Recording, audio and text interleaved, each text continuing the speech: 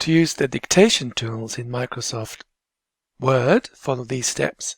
First, you have to log into your Office 365 account and then just click on the Word icon on the left-hand side and create a new document in the cloud through the browser.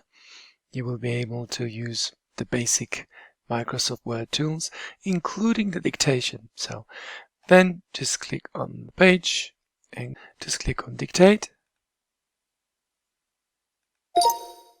And when you see the icon at the bottom turning red, it means dictation is in progress and it is quite accurate. So when you finish the sentence, you can say full stop, new paragraph,